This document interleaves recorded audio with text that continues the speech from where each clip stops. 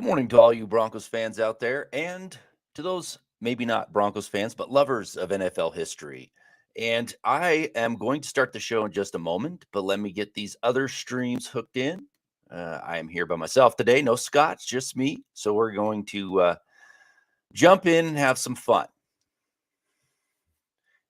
And there we go. We are live on all streams: Twitch, Twitter, YouTube, Facebook, you name it. We are coming at you live with Legends of Mile High.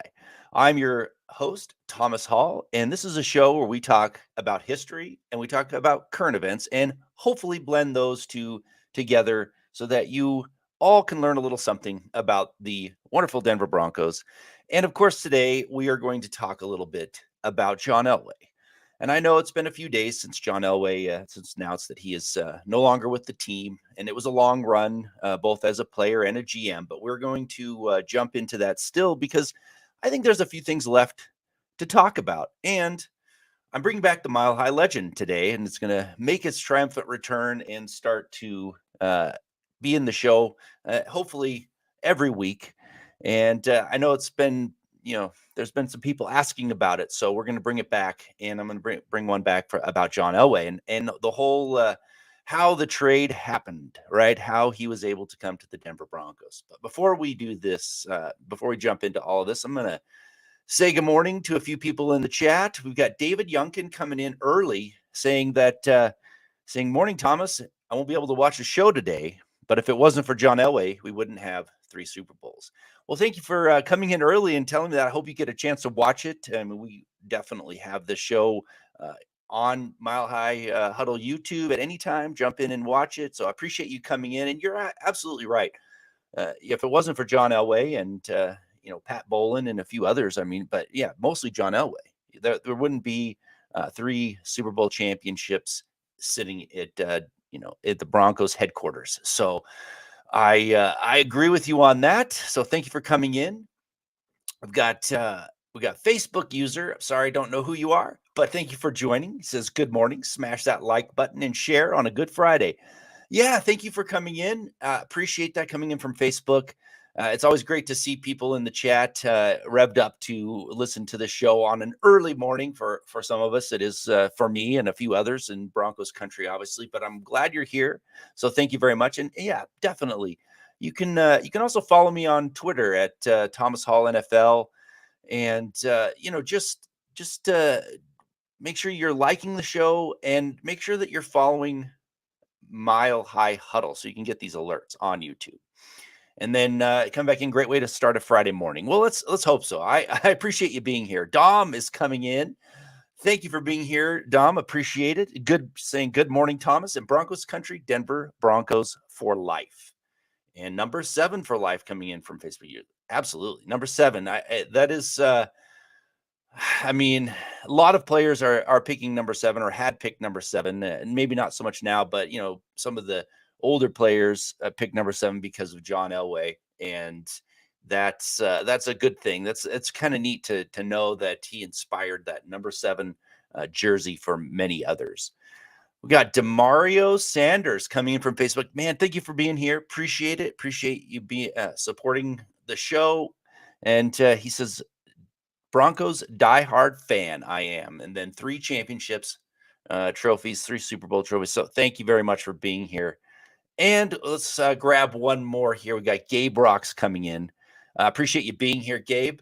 Saying, morning, Thomas. Do you remember Broncos' stable of running backs used to use Steve Sewell, Gene Langham, of course, Sammy Winder, and Gerald Wildheight, who used to flip over the pile till he broke a leg?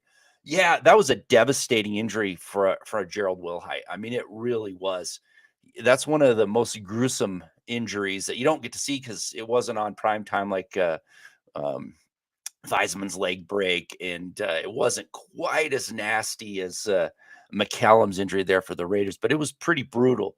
But yeah, I remember all those guys, and I'm one that says right up front that I think if Steve Sewell played in today's game, he would have been a very valuable asset. Not that he wasn't back then, but his style of play would have fit right in with today's NFL, being able to, be that third down back, catching passes out of the backfield. He wasn't much of a runner, which is interesting because they drafted him to be a runner because he had a quite a good career at Oklahoma, really with yards per carry. I think he had like almost 7 or 8 yards per carry at Oklahoma. It was crazy, but yeah, he never really materialized as a rusher with Dan Reeves.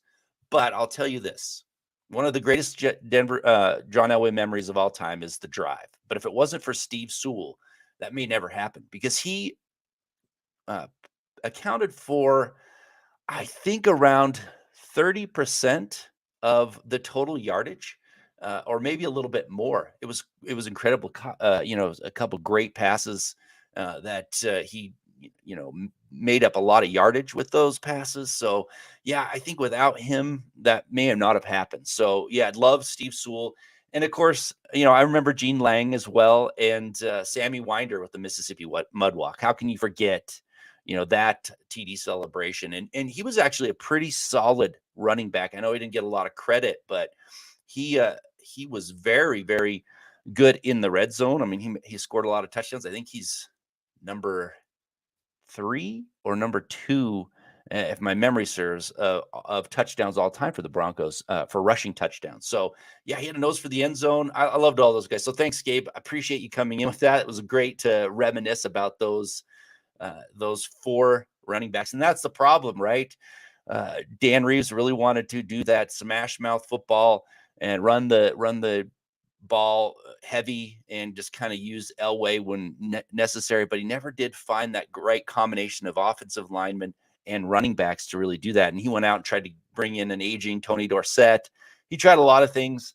It just didn't pan out. And it wasn't until later when Shanahan came in that they found that running game with Terrell Davis and that iconic offensive line with Tom Nalen, Gary Zimmerman, Tony Jones, Schlereth. I mean, that, and Habib.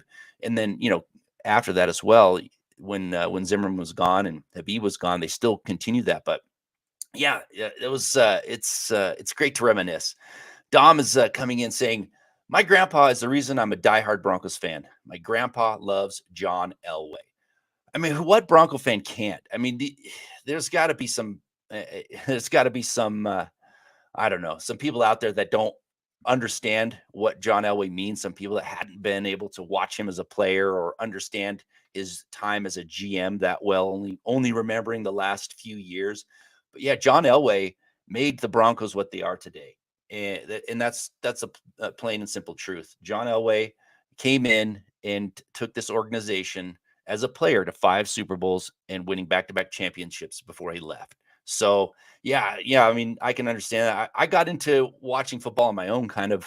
I started liking football and started watching it and fell in love with the Denver Broncos in the early 80s. So yeah, John Elway was huge for me because I've watched his entire career. So, and Clayton Huron's coming in. Thank you for coming in from Facebook. Thank you for being here, Clayton. And thank you for always supporting the show. Really appreciate it. And Clayton says John Elway is the reason he became a Broncos fan, and that's that's going to be a common thread, obviously. And he Clayton's also coming back in to say he left the team in great hands, back on winning bandwagon again. Denver Broncos for life. Let's hope so. Let's hope so. I think it's interesting to be able to pick your replacement and then slowly drift off into the sunset kind of thing. So that's let's hope he did. Let's hope that this is the turnaround point for the Denver Broncos. We got Robbie Red coming in. Thank you for being here with the show. I've not seen you on Legends of Mile High before, so I really appreciate you coming in and saying, good morning, Broncos country. Is this Justin Simmons' last year on the roster? I know his contract is big. Yeah, I don't know. I think they like Justin Simmons. I think, he's obviously one of the best safeties in the NFL. So I don't know. That's a good question. I think there's a chance because he's been around for a while. So depending on his play this upcoming season, they may start to think about finding his replacement, and we'll see in the draft. If they draft some safeties, you may see that's kind of a precursor to the future of what they're going to do at the safety position. But yeah, thank you for that question. I don't really know. I like Simmons a lot. In fact, I interviewed him on the show. Well, it wasn't on this regularly scheduled show, but I was able to interview him, and he was such a nice person, gracious, and a good player. So I hope not. I hope he still plays at a high level. And then Clayton is coming back in to say, man, Elway had the no-fly zone. I think one of the best defenses ever in the NFL. Yeah, let's talk about his time at the GM, Clayton, because that is one of his significant feats, really, if you want to talk about him and the Denver Broncos. As a GM, there was a point with him as the GM where he was one of the best GMs in the league. I mean, bringing in Peyton Manning and bringing in all these free agents, and that's that no-fly zone. That what he created for that defense. I mean, he tried to win a Super Bowl with offense, right? He tried to give Peyton Manning everything he needed. They had the greatest offense in history, and they couldn't get over the hump, and they couldn't get past. They couldn't get past the Ravens in 2012, and then they couldn't beat the Seahawks in the Super Bowl in 2013. And so John Elway went back and created a team that could win it all, and that was what he did was quite amazing, really. I mean, he was able to bring in enough players on defense to create that great defense. So to Aqib Talib, Darian Stewart, TJ Ward, he brought in DeMarcus Ware. He has a couple mid-round draft picks like Malik Jackson and Danny Trevathan that panned out. So that was quite a defense that he put together. And I rank it as one of the highest defenses in the NFL ever, because they had no offense to really support them. So everything they did was all on them. And you can look back at the 85 Bears. You can look back at the Baltimore Ravens in 2000. You can even look back at the Tampa Bay Buccaneers in 2022. And they had a semblance of an offense. I mean, they were, I mean, Brad Johnson it was his best year of his career, pretty much throwing touchdowns as a quarterback. The 85 Bears had a really good offense, and, the Ravens didn't have a terrible one. It was a pretty good running game. So I feel like that defense had more obstacles to overcome based on the offense than some of these other great defenses. And then on top of it, the rule changes that had been put into place made it even harder for that defense. So I think that you got to rank them pretty high. So thank you for that, Clayton. We got Dominic Martin coming in saying, "Hey, Tom, I hope I didn't miss too much. Mile High Huddle for life, Denver Broncos forever." Well, Dominic, thanks for coming in. No, you haven't missed much yet. So we just get it started, really. And I haven't really started talking about one thing that I really want to talk about with Elway that people aren't going to talk about that much because they don't think of it. They don't think of this. But so we're going to talk about that a little bit. But I'm just saying hello to some folks in here. Dom's come back in saying my grandpa has been a Broncos fan since 1960. Well, that would be great to talk to somebody that's been a fan since the 1960s to understand all of what was happening. I mean, I can go back and research, but to have someone there watching it all, seeing it unfold, and have the real, kind of a real perspective about it would be amazing. So thank you. And we got Gary Fire coming saying, "I love Elway. We love him." Absolutely. Absolutely. Thank you for that. And then we got Michaela's coming in. Good morning, Michaela. Glad to see you here. She's saying, "Good morning, Tom. I've been excited for the show this week." Well, thank you. I've been excited too. I mean, we got to talk about John Elway, obviously, because he, like I said, he is the number one figure on the Mount Rushmore of Broncos. So, and there's really no doubting that he was. But the one thing that I really want to talk about this morning that I don't think many people are, and that was the fact that he was the first Denver Bronco to enter the Hall of Fame. Now, that was a significant event because until that time, the Broncos were ignored by the voters. I mean, Randy Gradishar was ignored by the voters. There were, others, Tom Jackson. There was Riley Odoms. There was so many Broncos that were really, really good. I mean, the Broncos went to a Super Bowl in the 70s, Super Bowls in the 80s and the 90s, and you can't go to those Super Bowls without having good teams. And none of those players were in the Hall of Fame. And then John Elway, first one to be inducted from the Mile High City. And then you got to see that they kind of broke the seal on that. And then more Broncos started to get in the Hall of Fame after. So I think that was a significant event to have somebody so good to kind of to kind of change people's perspective on Broncos and start looking back at some of those Broncos. And then, then one of the, the franchise, Floyd Little, the one player that really put the Broncos on the map before Elway came along and really turned that whole place around. Floyd Little got in. And so there was some movement of bringing in some of these older players. And I know that the Broncos fans really, that they still are upset a little bit about the lack of Broncos in the Hall of Fame, as I am, but it has changed. And that started with John Elway getting in. So many people don't talk about it. I think it's a huge event of importance in not only John Elway's career, but the Broncos in general. We got Jesse Hilborn coming and saying, I was born in 1980. Elway became a Bronco in 83. I was born into being a Broncos fan. Elway was my original hero. Win, lose, or draw, I always had faith in him. Absolutely, Jesse. Thank you for coming in. I appreciate it. That is true. Like Elway never gave up, right? Even though you saw those Super Bowls where the Broncos got beat. You saw, they did lose. They had some seasons that weren't great, but Elway always was there. He was always never giving up, trying to win no matter what. And if the game was on the line and he could get the ball back in Elway's hands, you just knew that he was going to take the team down the field and score. And so, yeah, absolutely. So that was a great time to be born. And I mean, I love watching the old Broncos games. I've gone back and watched many of the early 80s games with, be able to watch Carl Mecklenburg again. And, excuse me, I've been, my push for Tom Nalen for the Hall of Fame, went back and watched that 1998 season just to track how many sacks he gave up, which so far was only one. And that's pretty incredible. So, and then we got one more question from Jesse saying, Thomas, do you think we are one center away from having another orange hush line?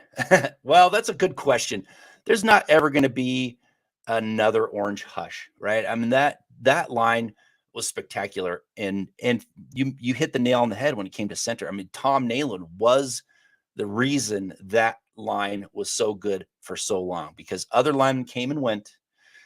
Tom Nalen was the namesake. Even Alex Gibbs left, and the Broncos were with Tom Nalen at center were still able to churn out yardage with no name backs, 1,000-yard rushers. So, yeah, it's interesting.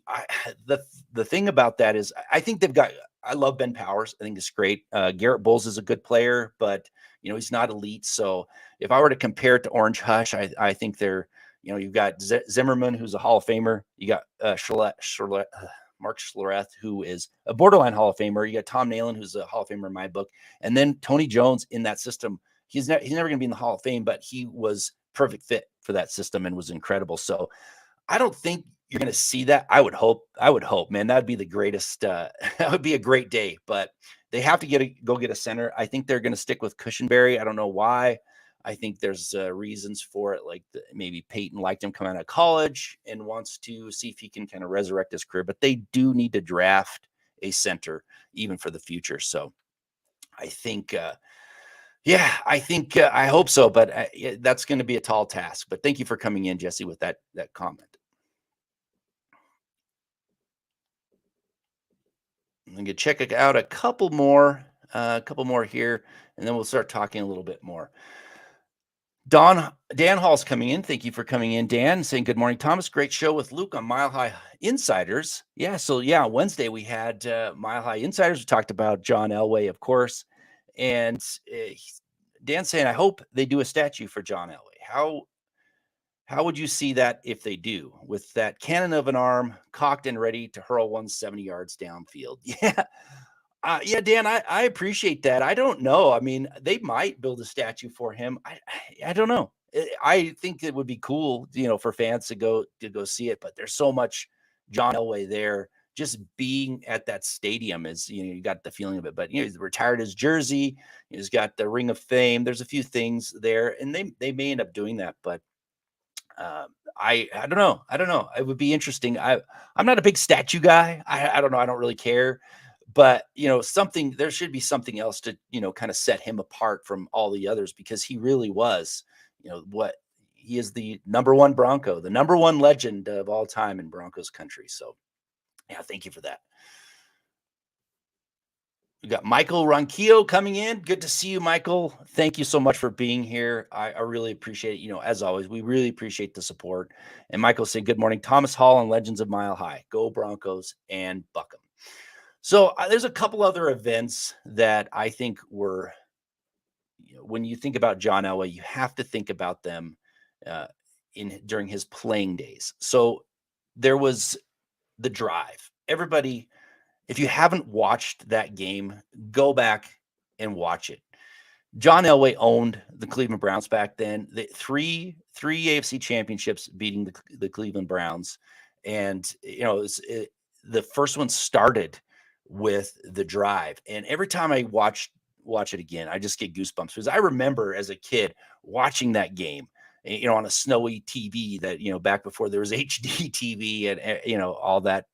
It was tough to watch from a viewing standpoint, but it was an amazing game, and just that. So what put him on the map, because the before that he kind of struggled, obviously statistic wise, and he was getting a bad kind of a bad rap because he's still young, trying to learn the NFL with a coach who was kind of putting him in a position that wasn't the best for him, for his abilities. With Dan Reeves, I mean, Dan Reeves is a great coach. Don't get me wrong, definitely one of the best coaches that come along, and he should be in the Hall of Fame. But he didn't utilize Elway the to his optimum, right? It wasn't optimal. So, he was kind of struggling, but then he did that drive and 98 yards to tie the game, go to the Super Bowl with another drive down to kick the field goal. And it was amazing. So that really kind of put him, in the forefront. People were like, okay, this guy can play. This guy can take a team on his back and win. And that was his kind of coming out party, so to speak, as a one, as one of the greats. And that was amazing. And then, of course, he struggled in the Super Bowls. The teams were just pretty much overmatched. Although I do believe, had the first half of his first Super Bowl against the New York Giants had gone the right way, if there was so many missed opportunities. If that would have gone the right way, that would have been his first Super Bowl. I think they could have won that, but I think that was a better team. The Giants were maybe a better team, but the Broncos had their way with them in the first half. They just couldn't, get those scores because of some mistakes. So, but anyway, he ended up, getting two Super Bowls late in his career. Played way better later in his career than he did earlier. I mean, his statistic wise, he was a much better quarterback in his 30s than he was in his 20s. And you can't really look at the stats and say otherwise. He was incredible and rode off in the sunset. And of course, the helicopter is one of his most famous plays. And many people that I talk to that watched that game knew at that point they were going to win. I still had my doubts because I was, I didn't want to jinx it. But when he did, I was like, there's no way, no way that John Elway is going to let this game slip away from him. You could just tell he wanted it so bad, and ended up getting it. I gotta grab this. Poor Ernest Biner, Gary Fire. Yeah, that is poor Ernest Biner, man. The guy was the guy had that game, that fumble game. The following year after the drive, Ernest Biner had most of the offense for that team. I mean, he was their best player until the very end, when he fumbled the ball, and the Broncos, they, saved the win, because it looked like the Browns were going to come back and beat them. And Jeremiah Castile knocked the ball loose, and that was the end of it. But, Ernest Biner was a good player. He got run out of Cleveland, man. They hated him after that. But if it wasn't for Ernest Biner, they wouldn't have been in that game. And it was interesting that they really hated him for that, but he's a good player. And the other interesting thing about that game is Merlin Olsen was calling that was a great duo, but Merlin Olsen was a player that the Broncos drafted who never played for him. They've had several Hall of Famers that they've drafted that never played for the Denver Broncos. Dick Butkus is one of them. And it's interesting to think back that Merlin Olsen, right? They drafted him when they were in the AFL, and so did the Rams, and he went to the Rams with the NFL. In fact, the aforementioned Floyd Little was the first real star that actually signed and played with the team for the Broncos. because everybody else went to the NFL, which I think was part of the problem of why the Broncos were not, very good back then, because they just missed out on all of those key players that they tried to draft who jumped ship and went, or didn't jump ship, just chose the NFL over the AFL. Michael Ronquillo coming and saying, my comment is 5,000 Facebook stars.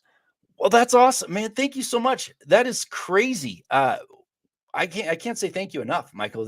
That's amazing. I'm here. I don't know who's giving stars, and I really apologize for that. I don't have. I'm here on my own. Scott's having much needed vacation, so I didn't get to see that those stars. But I really, as always, Michael, appreciate the support. So thank you very much. And then Jesse is coming back in. I think this has to do with Hall of Fame. Nalen and Mecklenburg deserved to be there years ago. Colorado sports will always be snubbed by the rest of the country because we are so dedicated and everyone else is jealous. Oh, that could be. I think there are people that are jealous of the Denver Broncos' success, and they're reveling in the fact that we haven't seen success coming out of there the last few years. But you might be right. But I do believe Nalen and Mecklenburg both deserve to be in the Hall of Fame. Incredible careers, both remarkable careers. Nalen, and I'll talk about him again. And Mecklenburg, he not only did he have the statistics and the success of going to Super Bowls, he also had that unique quality of being able to play all front seven positions, which you hadn't seen before in the NFL and you'll never see again. And so that's a remarkable career. And getting into the Hall of Fame it's not just stats. It's not just being great. You got to look at what they did, what was so remarkable about their career. And Neil and Mecklenburg both have that, along with the success that comes with being a great player. So I think both of them deserve it. Yeah, and Gabe Rock's coming in. Dick Enberg and Merlin Olsen were the best for Broncos games on NBC. Absolutely. That's what I was talking about. Dick Enberg, Merlin Olsen. Great duo.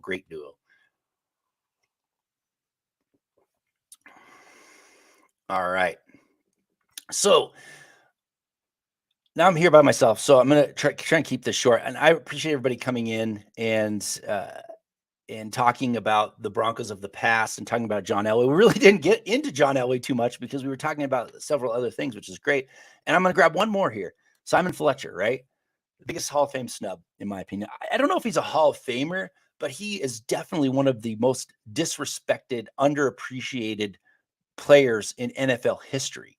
The guy never went to a Pro Bowl, even though one of his years, I think it was 1992, if I remember correctly, maybe 91, where he should have been in the talk, at least should have been getting votes for Defensive Player of the Year. He had such a great season, and he just was forgotten about. Not even a Pro Bowl. And so he's, in my opinion, he's not just the Broncos' most underrated player, but one of the NFL's most underrated players of all time, Simon Fletcher, sack master. Again, I talk about players like Rulon Jones and Steve Sewell who kind of played in the wrong era, right? If they'd have played in today's game, they would be a Hall of Famer. And Simon Fletcher might just fall into that category too. A great edge rusher, coming off the edge as a stand-up outside linebacker in the 3-4 defense. He was, I think if he played today, he, like Rulon Jones, would be, borderline Hall of Famer for sure. And, because it's just a different game now, and the emphasis on the pass rush is so incredible that Simon Fletcher and Rulon Jones would have just have gone crazy. And Gary Fires coming in with 97.5 sacks. Yeah, he was the Broncos sack leader for a long time until Von Miller came along, obviously. And yeah, I don't know, man. I'm kind of with you on that. He is a snub. I think the edge rushers don't get in until they're, much higher in that sack total with the voters. I don't think they'll never really give him any Hall of Fame love. He'll never get in the Hall of Fame, but we can appreciate him. Denver Broncos fans can go back and watch some of those old games and really appreciate what Simon Fletcher did, because he wasn't appreciated at his time. So thanks, Gary, for bringing that up. I love Simon Fletcher. I loved watching him as a kid, and sack master for sure. All right. Well, I'm sorry if I didn't get all your comments, and again, I apologize. I can't see the Facebook stars right now, so I'm sorry. And if you did give me Facebook stars, I just want to say thank you so much. and appreciate it. I'm going to grab Keith Brugman. I thank you for coming in, Keith. It's great to see you. It's great to see you on all the shows, man. I appreciate it. I love your comments, and I love talking to you about different things. So he says, I'm not sure if he counts as a Mile High legend, but how about Lyle Alzado? Absolutely, he does. Yeah, Lyle Alzado. It's funny. Lyle Alzado is kind of known as a Raider, but he played much longer in Denver Broncos with the Denver Broncos. They didn't any other team, and he, after they've gone back and kind of looked at all those stats and brought, started calculating sacks before they were a real statistic, until 1982, I believe, is when it became an actual statistic.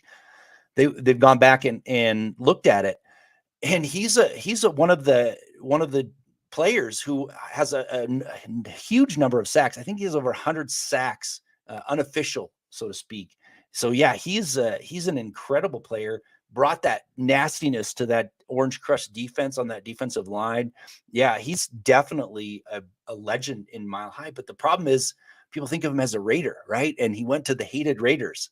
He didn't go directly to the Raiders, so he had to stop in Cleveland, I believe, or somewhere else before he went to the Raiders. But yeah, it's just one of those things where people are like, can't root for a Raider. But yeah, he was a key cog in that Orange Crush defense, and with those bad boys up front that wreaked havoc on teams. So yeah, thank you. Gary Palmer, how you doing, man? Thanks for coming in and coming with this great super chat. I really appreciate you being here. Saying good morning, Thomas. Thanks for a great stroll down memory lane. Go Broncos. Yeah, I appreciate it, and thank you for the support. I just want to say thank you to everybody for the support. I really do appreciate it. I know this is hard to get up in the morning and check this show out, and it's just me. There's not two people bantering back and forth, which is always fun. But this is my first show that I've ever done, and I love it. I love talking about the Broncos history. I love keeping it alive. So thank you so much for coming in. And we got Jesse saying, Thomas, I truly love your pod. The memories you invoke for every Friday morning just makes me love the Broncos more and more every week. Have a great weekend, everyone. Well, thank you, Jesse, for that. I appreciate that comment, man. This, to me, the Legends of Mile High is, like I said, it's my first show. I love this show, and I hope that people learn something from it. So now I'm actually gonna talk a little bit, tell the Mile High legend, which was a mainstay of this show early on when I first started it. I love doing it, but it takes a lot of time to research and find all this information and tell a good story for you all. And so it takes a lot of effort and a lot of time. And I'm doing two other shows now, so it's a little bit harder. But I'm going to bring one back. So I'm going to bring an earlier one back because we're going to talk about John Elway, right? So I'm going to talk about tell the story of how John Elway became a Denver Bronco and why, even if you hate the New York Yankees, right, you have to love them a little bit just because of John Elway. We all know John Elway was one of the greatest quarterbacks to ever live. I mean, there's no doubt. I know people don't, they look at older stats and they try and compare it and stuff, but those are people that never watched him. He was given that gift of a cannon for a right arm, right? And he didn't waste that talent at all. He could make any throw on the football field. He could do it easily. Some of the throws that he made, cross body throws, running, the opposite way, throwing it across the field, it was incredible to watch. I mean, he really, to bring an old term back, he could throw a strawberry through a freight train. That's what kind of arm he had. But it wasn't just his arm talent that made him great, right? He was a winner. We talked about earlier. He retired with the most wins of any quarterback in history. And we all knew when we watched it, the game was never over if Elway could get his hands on the ball one last time, right? We knew that he was going to be able to bring the team back no matter what. And, like I said before, he's the most important Denver Bronco figure in the history of the team. And he turned the franchise into a winning organization, consistently winning, and he took them to 5 Super Bowls. And then finally got that championship in the back-to-back wins as he retired and rode off into the sunset. But you really can't talk about all of his accomplishments to really do it justice. I mean, if you were fortunate enough to watch him play, then you knew you were witnessing greatness. And he is, obviously other people thought it too. He's immortalized in the Hall of Fame, Pro Football Hall of Fame, because he was so good. But, like I said, he almost didn't become a Denver Bronco. And it actually took a somewhat lucky intervention by George Steinbrenner of the New York Yankees. And I'm talking about the guy who gets made fun of on Seinfeld if you watch the show. And so it's interesting to think about. He was a catalyst for John Elway to be a Denver Bronco. So if anyone was ever slightly in the know back in 1983, they knew John Elway was going to go number one overall. It was a foregone conclusion.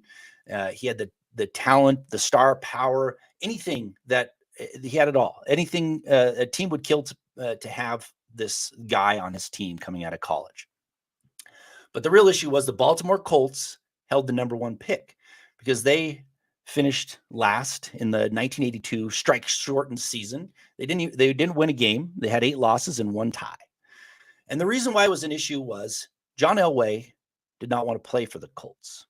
And to be more specific, he didn't want to play for head coach Frank Kush.